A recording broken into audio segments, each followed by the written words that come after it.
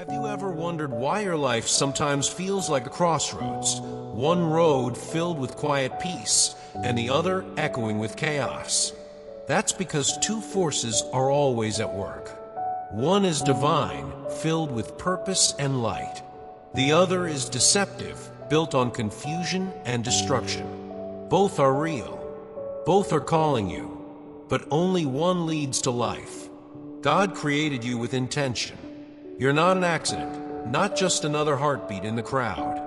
Every detail of your existence, your dreams, your pain, your resilience, is woven into a plan that was designed long before you took your first breath.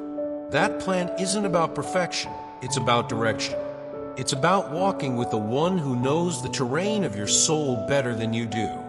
But there's another plan. The enemy's. It's subtle. It doesn't always look dark at first. Sometimes it looks like freedom, like the promise of control or pleasure or revenge.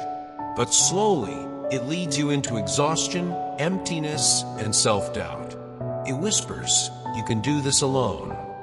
And that's the biggest lie of all. Every day we stand between these two invitations, one from God, one from destruction. God doesn't force, He invites. The devil doesn't invite, he entangles. And you, my friend, get to choose which voice to follow. Don't step into the shadows, thinking they'll shelter you. They never do. Choose the light. Let God lead your path, even if it feels uncertain. Because with Him, every step, even the painful ones, has purpose. Without Him, even success feels hollow. You were made to be a light in this world, not to wander through darkness. The moment you turn toward God, the road doesn't just open, it glows. The liberating power of God's Word. When you allow God's love to flow through you, something changes, not just inside, but around you. His light doesn't stop at your skin. It radiates into the lives of those near you. That's the quiet miracle of faith. One heart illuminated can ignite another.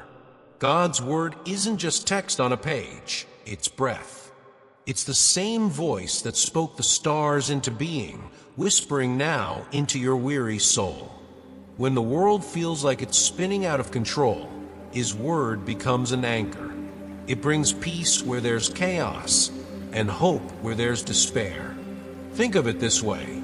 His truth is like a sword, not one that wounds, but one that frees. It cuts through the darkness that tries to cage your spirit. It exposes the lies that tell you you're not enough, that your past defines you, or that your future is hopeless. When you hold on to His promises, deception loses its grip. Even in your most fragile moments, God's Word stands firm. It's the voice that tells you, you are still mine, when guilt says you're too broken. It's the comfort that finds you at 2 a.m. when the world is asleep and your thoughts are loud. You don't have to be flawless to be faithful. You just have to be open. Because when His light passes through you, it doesn't just cleanse, it transforms. And suddenly, the light you once searched for in others begins to shine from within you. Let His Word dwell in you deeply.